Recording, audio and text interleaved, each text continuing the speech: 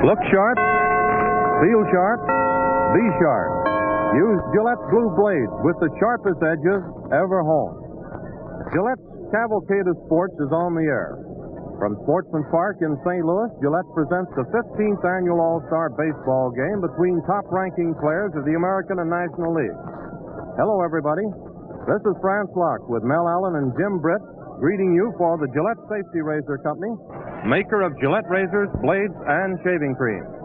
Gillette is your radio host when outstanding sports events such as today's Classic, the World Series, and Kentucky Derby occur throughout the year. Now, this is the second time that the All-Star game has been played here at Sportsman Park. You'll remember that back in 1940, the Cardinals were the host club. This year, the St. Louis Browns of the American League are the host club. And our hats are off to Mr. Muckerman and DeWitt because they have everything in tip-top shape for this afternoon's ball game. They've even managed to get in a good word with the weatherman because this morning it was raining here in St. Louis, and the weatherman forecast cloudy weather with showers. But we're happy to say that right at the moment the sun is shining very brightly. However, there is a few clouds in the sky, but we have high hopes that we'll have an ideal afternoon for this ball game. The two clubs have been out on the field for some time. The American League club was out first, have gone through their batting practice, and at the moment the National Leaguers are taking theirs. And the clubs, we might say, have sent quite a few souvenir baseballs into the stands, and it looks like that it's going to be a capacity crowd here this afternoon. The tickets to this All-Star game have been sold out for weeks. The only thing that you've been able to buy for the last 3 or 4 days have been standing room tickets only. So if everything turns out okay, it's going to be a packed house, and even a larger crowd than attended the All-Star game here back in 1940. You'll remember in that particular game that that's one of the few times that the National League has won in the All-Star contest, and that was the first shutout that happened in All-Star play. In the very second inning, Max West hit a home run with 2 men on, and then they went ahead to score another run along in the 8th inning, and it was 4-0 in favor of the National League. You know, this game originally was started through the efforts of Mr. Arch Ward, a sports editor of the Chicago Tribune up in Chicago, the same man who originated the idea of the All-Star football game. And it's been carried on ever since, with the exception of 1945, when the game was out due to the fact of wartime travel. And since it originally started, the American League has won 10 of these victories, with the National League only winning 4 times. There's been 2 of the All-Star games that have been played at night. One was a twilight contest. All of the others have been afternoon games.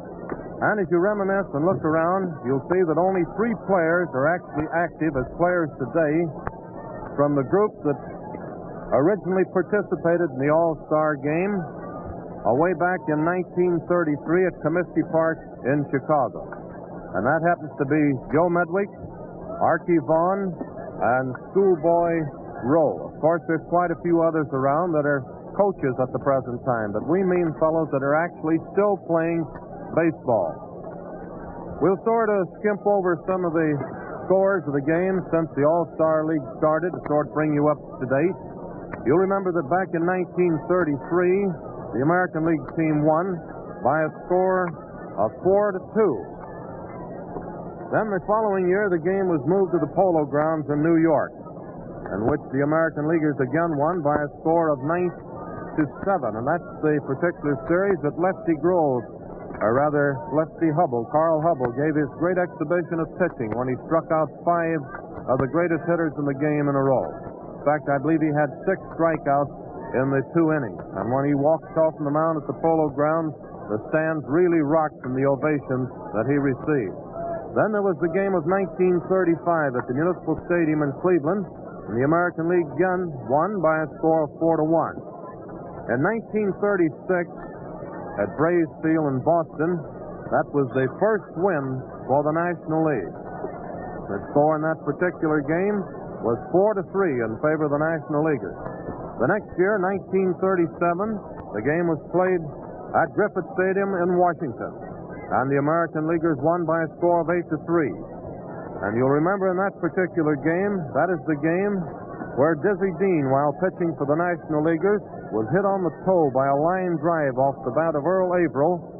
And we might say that that was really the start of the downfall of Dizzy Dean's pitching career, because he came back and tried to pitch before the toe was in shape, and naturally he threw the ball while off balance, and it eventually hurt his arm, and he never did get over it.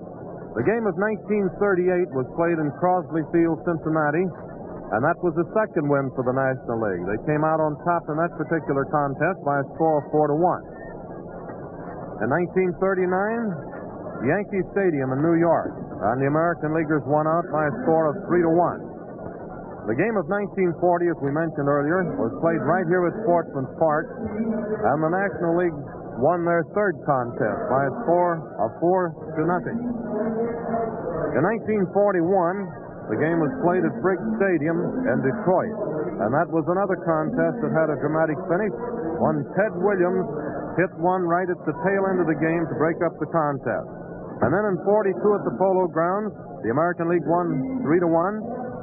A night game at Philadelphia in 43, the American Leaguers won 5-3. A night game in 44 at Forbes Field, Pittsburgh, the National League won their last contest 7-1. No game in 1945. In 1946, at Fenway Park, Boston, the American League won by a score of 12-0. And then in 1947 at Wrigley Field, the American League won by a score of 2-1. There are 28 American Junior Legion baseball players who are graduates of Junior Legion baseball participating in this All-Star Classic here today. I believe there's about 17 on the American League and 10 on the National League, if we remember correctly, on the dope. The groundkeepers are out now, manicuring the infield, getting the diamond in shape for this afternoon's game, and the two respective pitchers are starting to warm up. We'll run over the lineup hurriedly for you, and then Jim Britt, who will do the play-by-play on the first 4 1/2 innings this afternoon, will check them with you a little later on. For the National League, Richie Ashburn of Philadelphia in center field. Red Chaney of the St. Louis Cardinals, second base. Stan Musial of the Cardinals in left field. Johnny Mize of the New York Giants at first base. Enos Slaughter of the Cardinals in right field. Andy Pasco of the Chicago Cubs, third base. Walker Cooper of the New York Giants, catch. Pee Wee Reese of the Brooklyn Dodgers at short. And Ralph Branca of the Brooklyn Dodgers will be the starting pitcher. In the American League, Pat Mullen of the Detroit Tigers, right field. Tommy Hendrick of the New York Yankees, left field. Lou Boudreau of the Cleveland Indians at short. Joe Gordon of the Indians at second base. Walter Hoot Evers of the Detroit Tigers, center field. Ken Keltner of the Indians, third base. George McQuinn of the New York Yankees at first base. Buddy Rozar of the Philadelphia Athletics will be the catcher. And Walter Masterson of the Washington Senators will be the pitcher. Masterson has won 6 ball games and lost 6. Ralph Branca has won 10 and lost 6. The umpires, Charlie Berry of the American League, will be working behind the plate. Bill Stewart of the National League at first base. Paparella of the American League at second base. And Beans Reardon of the National League at third. Now these men will alternate. That is, Berry and Reardon will alternate from after 4 1/2 innings. Berry will go down to third, and Reardon will come into the plate, the way we've been informed. And the same thing applies to the two umpires working at first and second, Paparella and Stewart. And now, doing the first 4 1/2 innings of the play-by-play this afternoon, a man who hardly needs any introduction to you baseball fans. Up around Boston, he does the home games of both the Boston Braves and the Boston Red Sox. I believe this is his 4th All-Star game. You've also heard him on World Series play. None other than Jim Britt. Come in, Jim. Thank you, Franz. Good afternoon, everyone. In just a moment, I suspect we shall have the national anthem, and then the baseball festivities will get really underway. But before that, I would like, even before he comes in for the last 4 1/2 innings of the play-by-play description of this Gillette-sponsored 1948 All-Star Major League Baseball game, to present, again, my colleague, Mel Allen, whose broadcasts of the New York Yankee games during the regular season are so popular throughout the metropolis. Mel? Hello there, everybody. Jim, it's real swell to be working with you again. And incidentally, We're getting ready to get underway, and I don't want to take up any more time than necessary. We'll be back a little bit later on for the last half of the game, but it is interesting to let you fans know that Commissioner Chandler made the statement. He said, even though it isn't very likely, he said, in the event the ball game is tied up and it becomes dark, he said, we're going to turn on the lights and keep playing until the ball game has reached a conclusion. So if you folks got any plans ahead for the evening, I'd suggest you kind of hold them in abeyance, because you never can tell. We'll have to play till midnight. Okay, Jim. Well, come Miss Planes or Miss Trains, this ball game is going to go to a conclusion. But now, before it gets underway, we pause for station identification. Remember, men, look sharp, feel sharp, be sharp. Use Gillette Blue Blades with the sharpest edges ever honed. This is the Mutual Broadcasting System.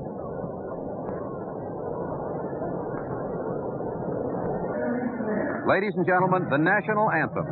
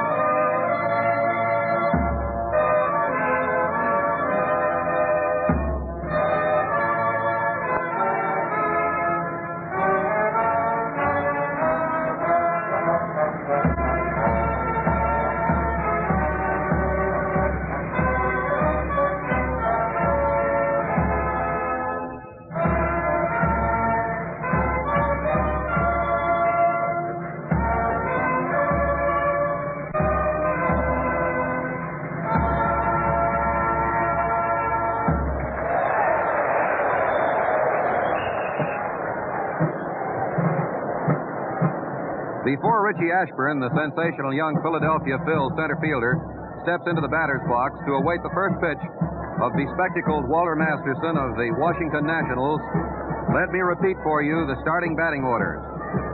For the National League, Ashburn of Philadelphia, center field. Shane Dienst of the Cardinals, second base. Musial of the Cardinals, left field. Mize of the Giants, first base. Slaughter of St. Louis in right field. Pafko of the Cubs, third base. There goes Bert Schotten's first pitch, and it is taken by Buddy Roser. And Buddy then flips it back to Bert Schotten, who piloted the Brooklyn Dodgers to their 1947 National League Championship. And Commissioner A.B. Chandler autographs the ball and insists that Bert keep it. In the National League, after Enos Slaughter, who will play right field and bat in the number 5 position, if you're scoring the game, mark down the name of third baseman Andy Pafko of the Chicago Cubs. In the number 7 position, catcher Walker Cooper of New York. At shortstop, Pee Wee Reese of Brooklyn, and the starting pitcher Ralph Branca of Brooklyn, number 13. He flaunts superstition with it and has a record of 10 victories, 6 defeats for the Bums of Ebbets Field. The Bums, of course, is a term of affection and endearment bestowed upon the Brooklyn Dodgers by one of the most rabid sets of baseball enthusiasts in the nation. Defensively, Pat Mullen will be in right field for the American Leaguers. Hoot Evers of Detroit, his teammate, will be in center field. Tommy Henrich of the Yankees in left field. And the infield will be McQuinn of New York, Gordon of Cleveland, manager Lou Boudreau of Cleveland, Keltner at third, and the battery Masterson and Rosar. Ashburn, a blonde left-hander, is up. And the first pitch is a ground ball that goes into the glove of Gordon. Gordon throws to first, can't get him. A magnificent play by Gordon, who went back at first base, made a cross-handed stab, left high off the ground, and he fired it.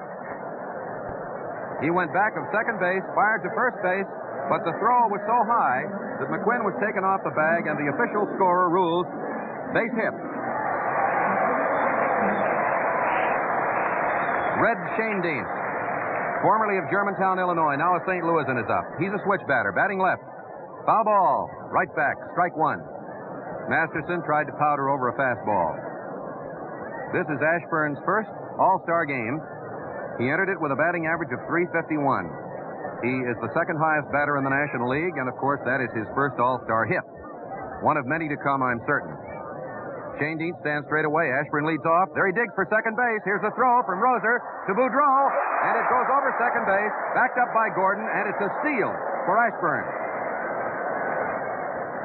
The count is ball one, strike one, and it is a stolen base for Richie Ashburn. In the National League, he just gives opposing pitchers fits. So now, third baseman Ken Keltner is laying in just a bit in the event of a bunt. Mel Ott, the manager of the New York Giants, is the first base coach. He came up under the great John McGraw. Eddie Dyer, the manager of the St. Louis Cardinals, is coaching at third. Charlie Berry, the plate umpire.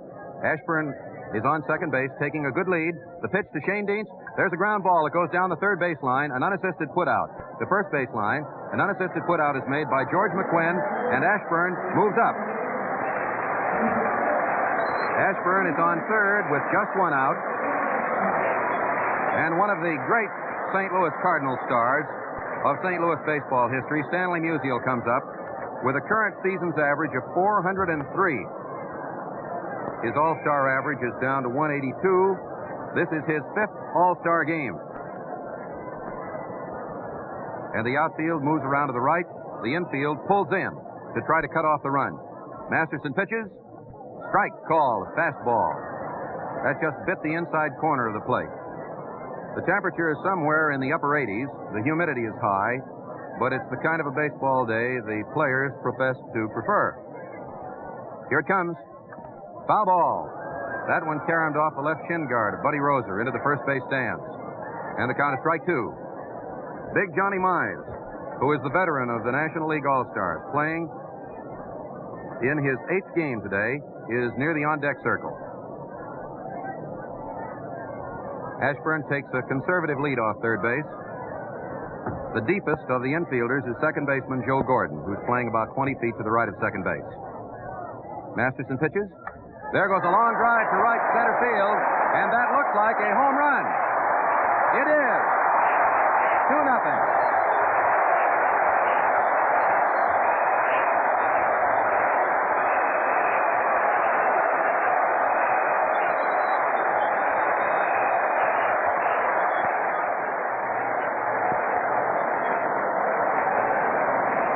Stanley Musial just walloped an enormous home run atop the right center field stands. And all the center fielder, Hoot Evers, could do was watch as Ashburn scored ahead of him from third, and the National Leaguers lead 2-0. Here's Big Johnny Mize with a season's average of 283. Inside, ball one. The National League has drawn first blood. Victor in only 4 of the previous 14 All-Star games. Leo DeRocher's crew has struck swiftly in the first inning. The pitch.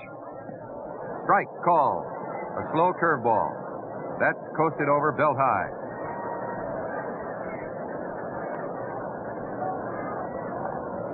The ball was atop the right center field stands, just to the left of the 354-foot mark. Musial's drive. There's a fastball low. 2-1. Bucky Harris plans to follow Walter Masterson with Vic Raschi of the Yankees and Joe Coleman of the A's. There is no warm-up pitcher. The outfield is deep to the right, so is the infield. There's a ground ball, and that one goes right by Gordon into center field for another base hit. It was between Gordon and second base, and Mize has the third National League hit.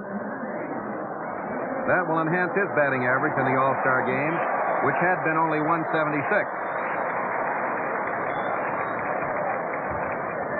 The enthusiastic welcome was for one of the great players of National League history, Enos Slaughter of the St. Louis Cardinals.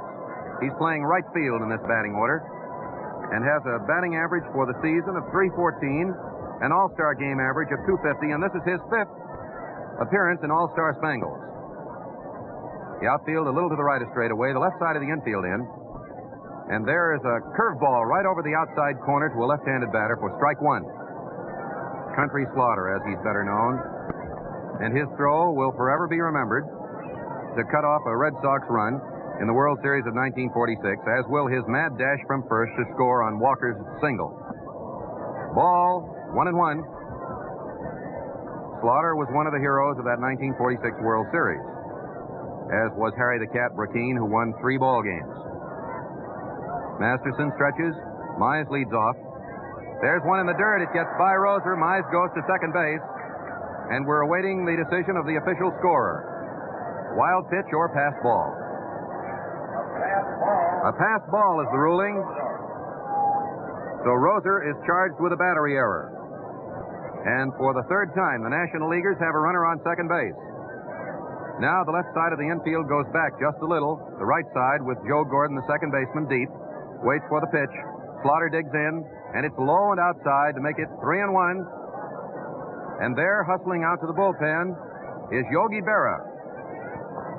He may be sent out to warm up Joe Dobson of the Boston Red Sox. Berra just carried the message. John Schulte is doing the warming up. The official scorer just changed that pass ball to a wild pitch. So it is a battery error charged to Masterson, not to Roser. 3-1. Ball 4. That was a little too high. It seemed to catch the corner, but it was up around the neck. A base on balls for Slaughter. Masterson has runners on first and second with 1 out, and Andy Pafko, the Chicago Cub third baseman, up with an impressive .342 batting average. This is his second All-Star game. In the first one, he had 1 hit and 2 trips. He's a right-hander. Stan Musial's first All-Star game home run gave the National Leaguers a 2-0 lead in the first inning. Now there are 2 on with 1 out. The pitch to Pafko. There's a ground ball. That goes to Keltner. He steps on third, flips to first, and the throw is not in time as it hits the dirt, bounds into McQuinn's glove. So it is a force play on Johnny Mize at third base.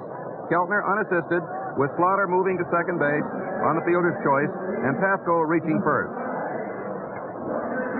A good throw by Keltner would have retired the side, but the ball bounded in the dirt about 10 or 15 feet in front of McQuinn. Walker Cooper of the New York Giants, the catcher and the number 7 batter for the National Leaguers in the first inning, comes up. He has a season's average of .257, but an impressive .385 All-Star mark. This is his 6th All-Star game. He's a big, husky right-hander. Outside, ball 1. You'll be interested to know that his brother Morton pitched an exhibition game for the New York Giants last night against Buffalo, allowed 2 hits and only 1 run in 4 innings, and the Giants won the ball game 8-3. Masterson pitches.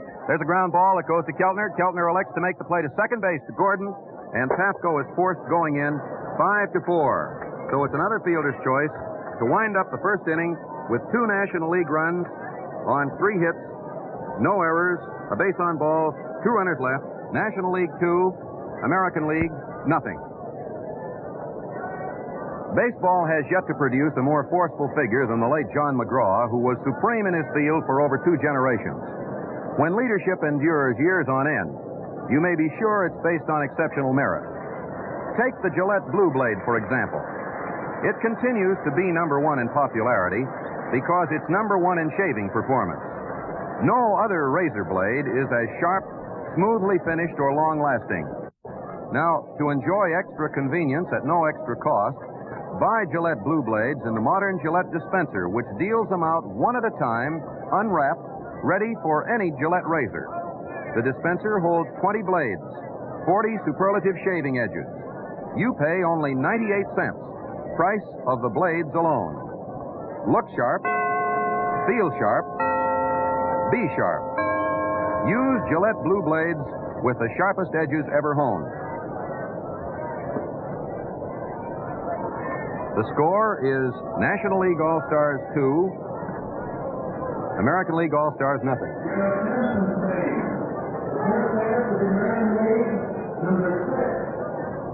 Going into the last half of the first inning, Pat Mullen, the Detroit Tigers, who is playing right field in this batting order, will face Ralph Branca, a 10-game winner for Brooklyn.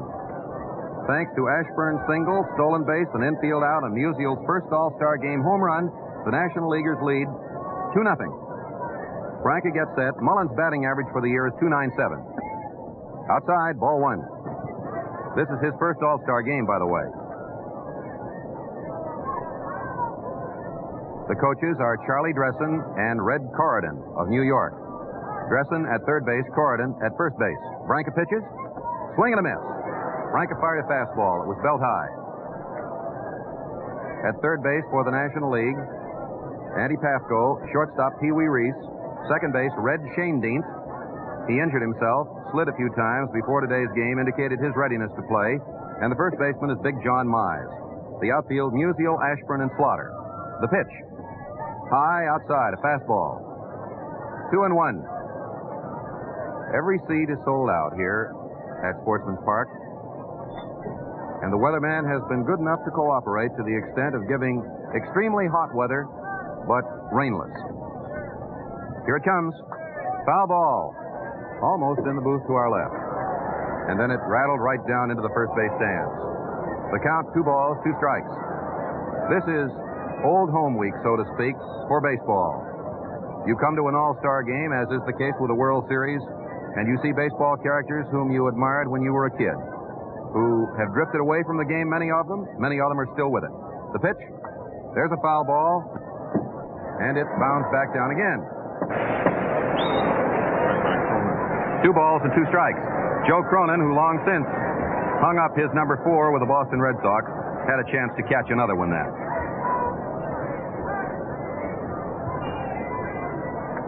2-2 the count. Third baseman Pafko is playing close. Strike 3, swinging. A fast curveball was thrown by Ralph Branca, and he strikes out Pat Mullen to open the ball game. The second batter is one of baseball's most underrated performers, in the opinion of many baseball experts. Tommy Henrich of Massillon, Ohio, on the New York Yankees. This is his third All-Star game. His All-Star batting average is .200. His season's mark, .250. He's a left-hander, uses a slightly closed stance, and he looks at a ball that comes in low. 1 ball, no strikes. Branca, a big, husky right-hander who has had a lot to do with the sudden surge of the DeRocher Dodgers recently. Swing and a miss. An easy swing at a fastball. It was difficult to determine whether Henrich tried to stop his swing or was intent upon swinging easily in order to loft the ball over the heads of the infielders. The outfield plays him to the right. 1-1 the count. The National League leads 2-0. Last of the first. None on, 1 out. High and wide. 2-1. It's 310 feet down the right field foul line to the stands, 351 down the left field line, and 423 to the flagpole in dead center field. Branca pitches. High, 3-1. Waiting his turn in the on-deck circle is the great manager of the Cleveland Indians.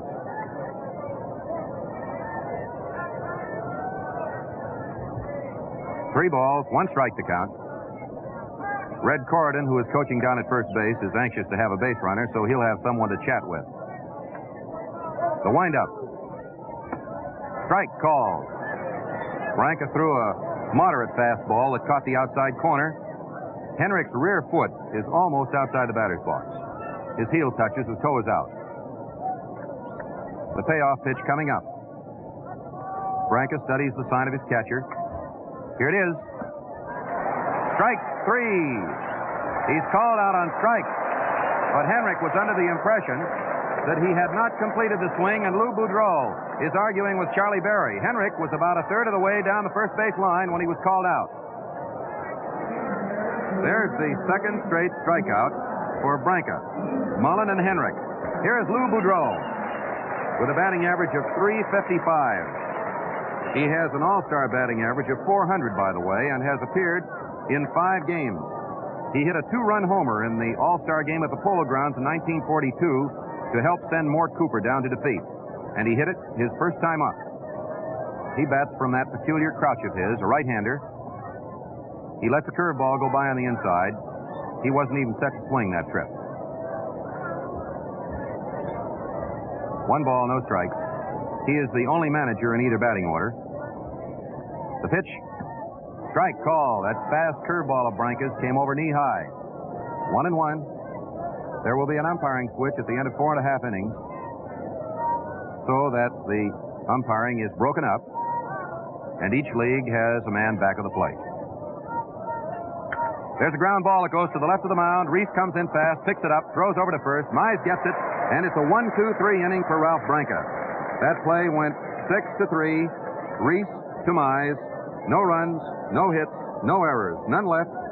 And Leo DeRocher's own right-handed star, Ralph Branca, with a record of 10-6, is off to a most impressive start. In the first half of the second inning of this game, Pee Wee Reese, Ralph Branca, and Richie Ashburn will be the first three batters. At the moment, however, there is time, in the event you just joined this Gillette broadcast, to bring you up to date on the batting orders. For the National League, center field, Ashburn, Philadelphia. Second base, Shane Dienst, St. Louis.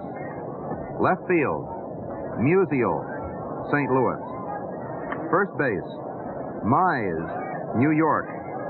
Right field, Slaughter, St. Louis. Third base, Pafko, Cubs. Catcher, Walker Cooper, New York. Shortstop, Reese, Brooklyn. Pitching, Branca of Brooklyn. Charlie Dressen, by the way, went out to the bullpen to deliver some information to Joe Dobson. And Dobson has started to warm up again. First up, facing Walter Masterson, is Pee Wee Reese. He fouls one back against the screen. The Kentucky Colonel, as he's better known, Pee Wee, another nickname, a little right-hander, former national marble champion. Swung at that first one as though he expected to have luck similar to that of Richie Ashburn and Stanley Musial. He has a season's mark of 300, no hits in 2 All-Star trips. Outside, 1-1. This is Pee Wee's third All-Star game. And he sat through one of them in 1946 at Boston with his neck in a harness after it was suspected that he had fractured a vertebrae. Masterson throws. Swing and a miss. He took a good cut, went down to his right knee. Eddie Dyer and Mel Ott are the coaches at third and first. It's a shirt-sleeve crowd here at Sportsman Park in the 15th All-Star game. The game skipped 1945 because of wartime travel emergencies. Here it comes. High inside. 2-2. Not much wind blowing. It isn't a factor. Eddie Dyer is doing a little rooting down in the third base coach's box as Masterson winds up, delivers. Strike 3, swinging. Pee Wee Reese becomes the first National League strikeout victim. And Big Ralph Branca starts the trek from the National League All-Star dugout on the right side or first base side of the diamond out to the plate, and he takes a bat handed him by Richie Ashburn. And the big lad is given a good round of applause. He swings as he throws, right-handed. The National Leaguers have a 2-0 lead on the strength of Stanley Musial's 2-run first-inning home run. Here it is. There's a slow roller down the third base line. Keltner comes up with it, and he guns a throw to first base, and it is taken for the out. Keltner flips it over to McQuinn for a 5-3 out, third to first, and with 2 men out in the first half of the second inning, Richie Ashburn comes up. In games in which the Philadelphia Phils have played, I have clocked Ashburn in 3.4 seconds going down that first base line many a time. And Ben Chapman is willing to put him up against any other base runner in either league. He's a toe-headed youngster who can run like the wind, a left-hander. He beat out a hit to Gordon his first time. There's the bunt, but it's fouled back. He's perfectly willing to pit his speed against that of any third baseman, shortstop, second baseman, or first backer in the business when it comes to pushing or dragging bunts.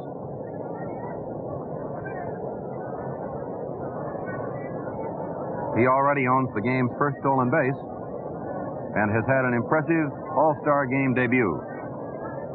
Masterson pitches. There goes a high pop-up to deep shortstop, but the left fielder, Henrik, comes in, and he takes it. Lou Boudreau couldn't have reached it, and it's a pop-up to left field. No runs, no hits, no errors, none left. The score is National League All-Stars 2, American League All-Stars, nothing. As plenty of you know, the greatest pitching exhibition of all time took place in 1905. That was the year of the all-shutout World Series. Believe me, the customers got their money's worth and then some. Yes, and so will you when you ask for the improved Gillette Super Speed Razor, the greatest shaving value ever offered. With this razor, you change blades instantly. Twist, it opens. Zip, it's loaded. Twist again, and you're ready to shave. To clean, simply loosen the handle, rinse, and shake. Make no mistake, this is a precision instrument, not a gadget. There's nothing to fit together, nothing to jam or clog. You save time, save fuss, and enjoy the swellest shaves ever. Ask for the improved Gillette Super Speed Razor with 10-blade Gillette dispenser. It's a big $1.50 value for only $1. Now we pause for station identification. This is the Mutual Broadcasting System.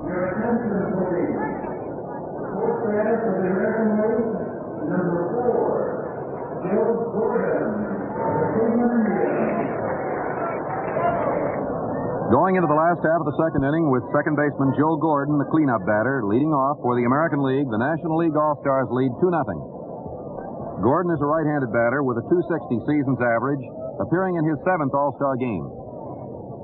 The outfield plays him to the left. Branca has 2 strikeouts so far and has faced only 3 batters. There goes a high fly ball towards left center field. Musial is over calling for it. And he takes it about 315 or 20 feet out. Gordon flies to left to open the second inning. Hoot Evers of the Detroit Tigers, the center fielder, up. He's playing the position that the fans wanted to see filled by the great Joe DiMaggio of the New York Yankees, but DiMaggio is injured to the extent that he will see limited service, if any. Evers has a season's average of .329, and this is his first All-Star game. He's a right-hander. A fastball inside, ball 1.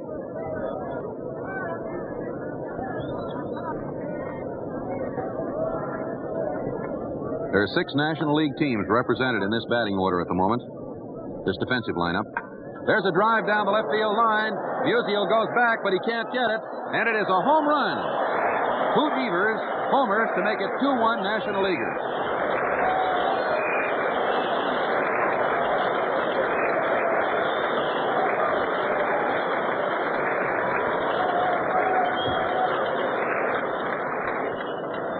The records don't indicate whether any other American leaguer ever hit a home run his first time up.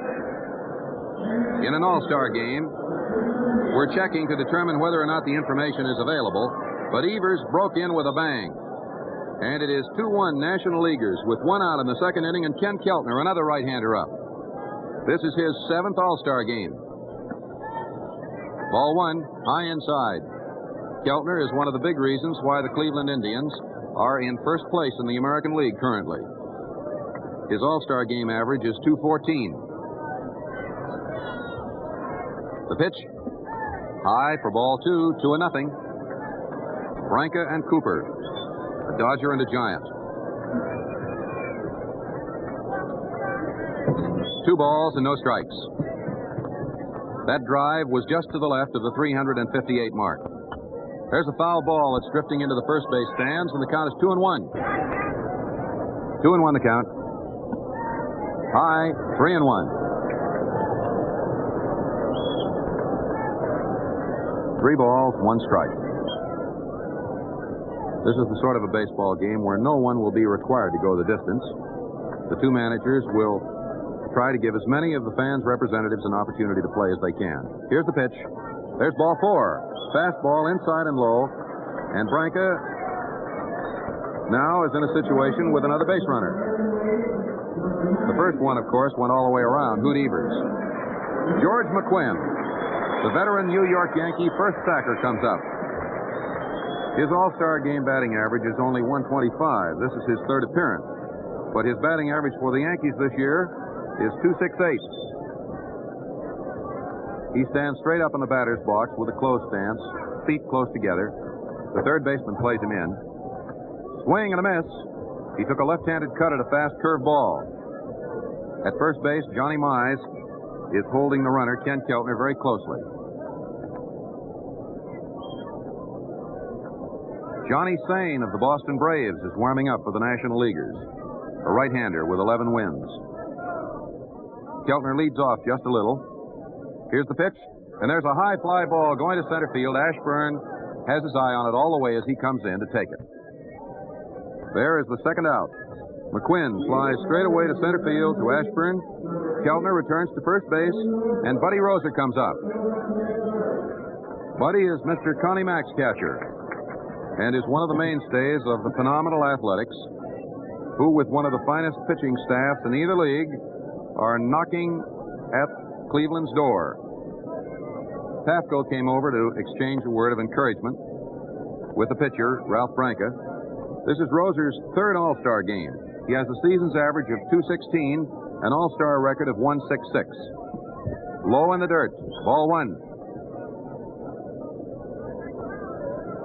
The possibility of a pinch hitter for Masterson suggests itself should Roser get aboard. Dobson is still warming up, and so is Johnny Sain for the National Leaguers. There's a throw to first, but Keltner danced back. Mize made no tag.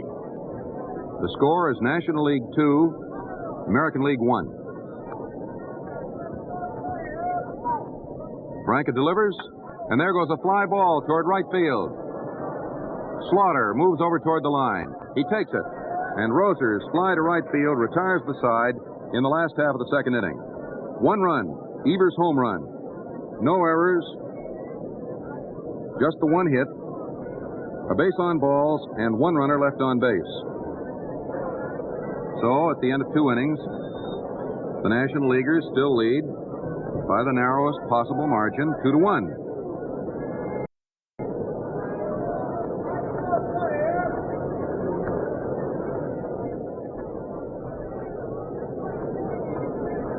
The first 3 men up in the third inning for the National Leaguers will be Red Schoendienst, Stan Musial, and Johnny Mize. Mel, did you suspect that it was going to be the National League that would unleash its power so quickly to take a lead, as has been the case? Well, in an all-star game, when you get so many glittering performers together, you never can tell what's going to happen. And in this instance, and this is not any sort of an alibi, because in our position we see all teams, and it doesn't make a great deal of difference. It's the outcome of the game. But the American League's power pitchers are not in action. Walter Masterson is one of the best. He worked Saturday, however, and was knocked out of the box after several innings, and perhaps wasn't in the best of shape for the game. Maybe didn't warm up enough, as you indicated. But incidentally, Jim, I just ran upstairs to the press box to check, and they're working further. Hoot Evers, who is Joe DiMaggio's substitute in this game, hit as many home runs in one time at bat as DiMaggio had hit in 8 previous All-Star games, but it may not be the first time that a first man ever hit a home run the first time up. Max West did it in '39. Here is Red Schoendienst leading off in the third, and he fouls that first one away for strike 1. Well, one thing certain, Hoot Evers' debut in an All-Star game uniform will go down in the record books as one of the more memorable. Schoendienst grounded out to first baseman George McQuinn his first time up. Masterson winds up, fires it, and that's a curveball. Outside, 1-1. And now Vic Raschi is warming up for the American Leaguers. Dobson was to have been used in the event Masterson got into trouble, apparently. Walter pitches, and there's a high pop-up to the right side. A foul ball being chased by McQuinn. He goes through the coach's box, and he makes the catch directly in front of the National League dugout. Schoendienst fouls out to first baseman George McQuinn. 1 out in the third inning for the National Leaguers, who lead 2-1. And the applause is, as you might suspect, for Stanley Musial of Donora, Pennsylvania. One of the most popular baseball players ever to come down the Major League pike. His season's batting average of .403 is the only Major League mark at the moment above .400. Masterson lost control of the ball. He held it, slipped off the rubber, I believe, didn't seem to have injured himself, and never did deliver the pitch. If you were looking for a perfect balk, that would have been it had there been runners on. Now he throws. Outside, ball 1. That was an oddity, but as far as the play of the game is concerned, it meant nothing, except that the crowd seemed to be delighted by it. Here it comes. There goes a drive to center field. It's sinking fast. The bat is broken, and it's in there for a base hit. That bat broke completely in half. He held the handle going down the first base line, and the rest of the bat flew out into the infield halfway between first base and the pitcher's mound for Musial's second hit and the fourth National League hit of the ball game. A single to center for Stan. He's on first, and Big Johnny Mize comes up. Mize single to center his last time.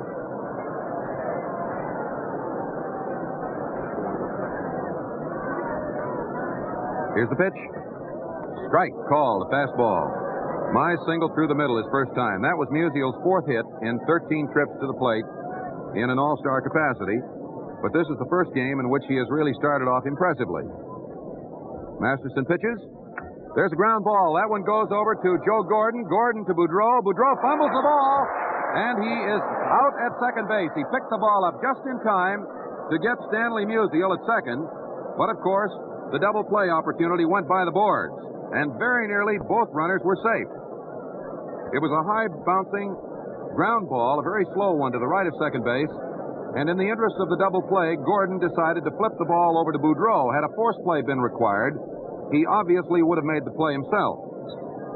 So the force out on Musial at second base is 4-6. Gordon to Boudreau. Lou dropped the ball on the left field side of second, but picked it up just before Musial came sliding in. That chops Johnny Mize down to 1 hit and 2 trips, gives him first base by virtue of the fielder's choice as Enos Slaughter comes up. He hasn't officially been at bat because he walked his first time. Masterson stepped off the mound, off the rubber, just as the plate umpire Charlie Berry called time. The outfield is deep to the right. Boudreau is playing just 12 or 15 feet to the left of second base. Swing and a miss. Strike one. You may recall last year in the All-Star game at Wrigley Field that one of the great plays of the contest was a position play by Lou Boudreau at the expense of Slaughter. Left-handed Johnny Schmitz of the Cubs is warming up for the National Leaguers. A curveball outside, 1-1. It was indicated to me prior to the game by Eddie Dyer that Schmitz might be the second starter, the second pitcher, but he at that time wasn't certain. Masterson throws one, a fastball way outside, and the count is 2-1. The score, National League All-Stars 2, American League All-Stars 1. But it's in the early stages of a game that must go at least 9 innings. The weather looks good. Little prospect of rain. Here's the pitch. There's a ground ball that goes slowly down the third base line, and it is going to be an infield hit. Keltner had to let the ball roll. It rolled 90 feet right next to the bag. Mize went to second and was long since there, and Slaughter raced over first base down the right field line with a lazy little infield roller. Runners on first and second, and that is hit number 5 off the delivery of Walter Masterson. Keltner had no alternative because he never could hope to catch Slaughter at first. Dobson runs back out to the bullpen as Pafko steps in. He grounded into a force out his last time. He's a right-hander. Inside, ball 1. Last time at bat with Slaughter on second base. Pafko forced Mize at third. Mize on second base, rather, and Slaughter on first. Here's the pitch. Outside, and it's 2-0. Rashi continues to warm up. Dobson did not go out there for the purpose of replacing him. He had made a trip to the dugout and took a Turkish towel back out, which is a very useful implement on a day like this. Schmitz, a left-hander, still warming up for the National Leaguers. Masterson throws. There's a ground ball that goes to Gordon. Gordon flips to Boudreau, and the force on Slaughter winds up the inning. That one went 4-6. And in the third inning, no runs, 2 more National League hits, no errors, 2 runners left. The score is National League All-Stars 2, American League All-Stars 1. During his career with the Washington Senators, Walter Johnson pitched 7 opening day shutouts, a record no other pitcher has ever come close to matching.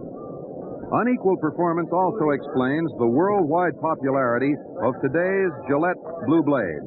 No other blade on earth is as easy shaving or long-lasting. Now, folks, for extra convenience at no extra cost, buy Gillette Blue Blades in the handy Gillette dispenser. This puts 20 blades, 40 shaving edges right at your fingertips. There's an unwrapped blade for any Gillette razor. These blades reach you factory sharp and stay that way until used. You pay only 98 cents, the regular price of 20 blades. Look sharp, feel sharp, be sharp. Use Gillette Blue Blades with the sharpest edges ever honed. The statistician in the press box has completed his checking and has found that Hoot Evers is the first American League All-Star ever to hit a home run his first time up.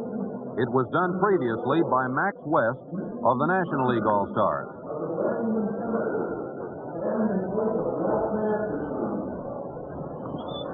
Evers became the first American leaguer to hit a home run his first time up in his first All-Star game, but Max West did it on the National League side. Going into the last half of the third inning, with the National Leaguers leading 2-1, Mickey Vernon will bat for his teammate Walter Masterson. Mickey is a left-handed batter, and the first pitch by Branca is right over for a called strike. Vernon has a batting average for the season of .260. This is his second All-Star game. Outside, 1-1. Vernon has 2 previous at-bats in All-Star competition without a hit.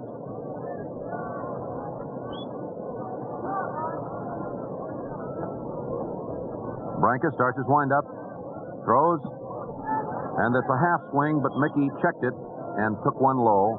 2-1. Musial's 2-run homer accounts for both National League runs and Evers' home run for the lone American League tally. There's a foul ball off to the left. The count now is even up, 2-2. Meantime, Johnny Schmitz, Chicago Cubs southpaw, is bearing down in a warm-up capacity for the National Leaguers. This will doubtless be Ralph Branca's last inning on the mound, and Vic Raschi will replace Walter Masterson come the start of the fourth. Vernon waits. Outside, 3-2. And the count has been run out again.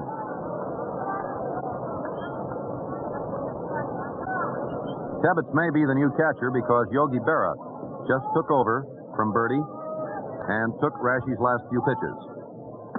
There's ball 4. Mickey Vernon gets aboard. A base on balls to Mickey puts him on first base in lieu of his teammate Walter Masterson. And Pat Mullen of Detroit comes into the batter's box. Pat struck out as the leadoff batter for the American League. Tommy Henrik comes out into the on-deck circle. The American Leaguers have the tying run on first base in the last half of the third inning. Third baseman Patko in close. High, ball 1.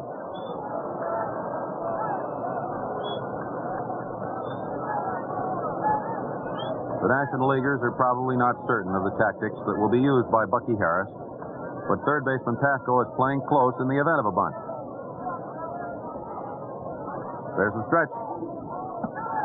Ball 2 outside. It looked that time as though Mullen was just about to swing on it. 2-0.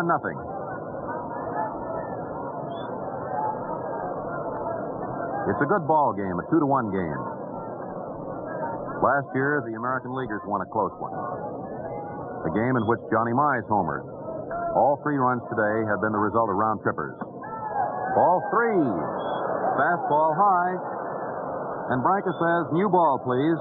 Charlie Berry is quick to reply, and he gives Walker Cooper a new one. Sometimes there's a little roughness on a ball that a pitcher doesn't like, or a smooth spot. Or maybe it's strictly psychological. He just gets it into his mind that it's the baseball and not a temporary lack of control that is troubling him. And umpires are nearly always willing to oblige. In all cases, save where stalling seems to be a factor. Charlie Dressen is hollering over to first base, where Mickey Vernon is ready to go. The pitch. Ball 4. Consecutive bases on balls to pinch hitter Mickey Vernon and leadoff batter Pat Mullen. That is the third base on balls, given up by Ralph Branca. Runners on first and second. Tommy Henrik up. And now from the position of the National League infield, they believe that the stage is about to be set for a sacrifice because Mize and Pafko are close with Henrik up. Henrik bluffs the bunt, and there's a throw to second base. It bounds away from Pee Wee Reese. There's no advance on the part of either base runner, and Pee Wee is looking at a finger on his right hand as though it dented it just a little.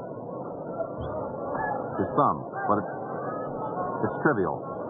He just looked at it, flicked it, and went back to his position. Branca has his back turned to the batter and seems to be working with his glove. He is soaking wet. It's a muggy day, excessively warm.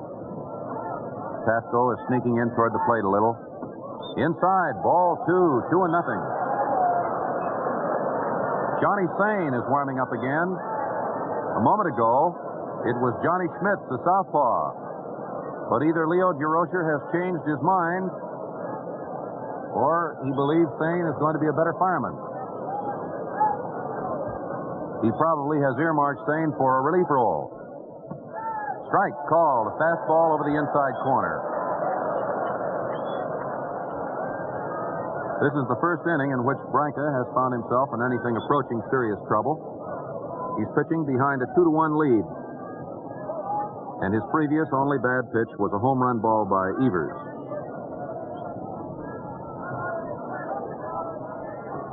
Strike called. That caught the outside corner, and the count is 2-2.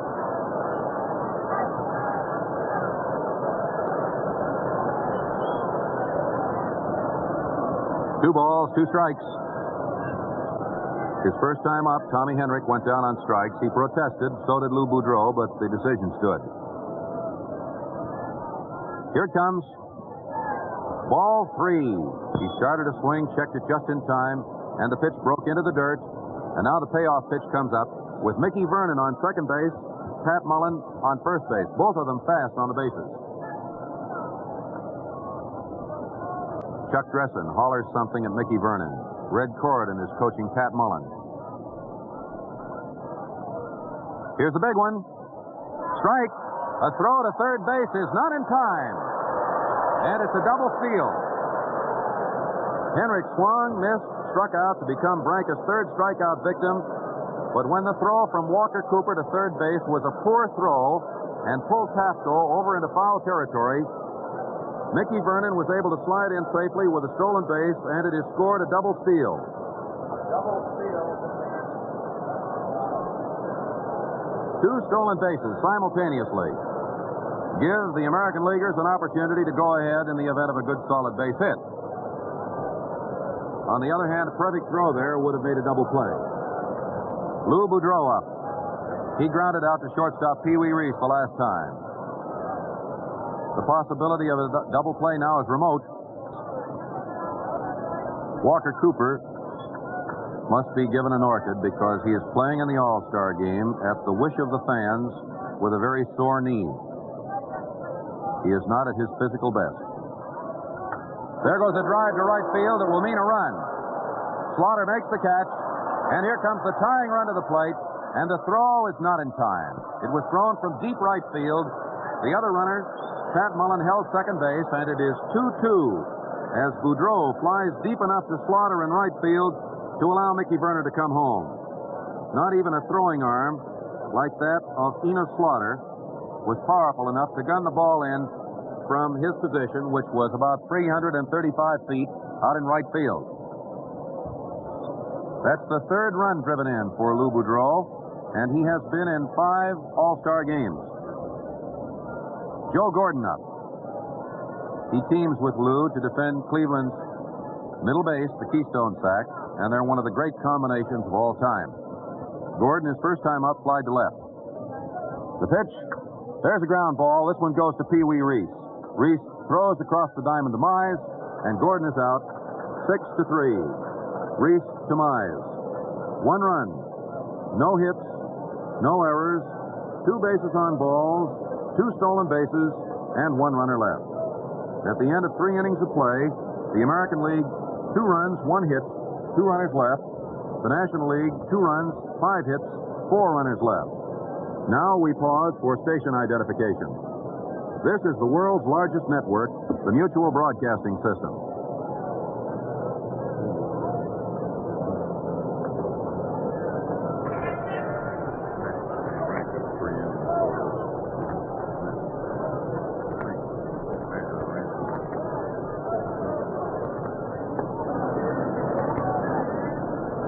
We of the broadcast crew are deeply indebted to the great hospitality of Sid Keener, the veteran sports editor of the St. Louis Star-Times, for the excellence of his cooperation and the thoroughness of his assignment of facilities for both the AM broadcast and the television coverage of this event.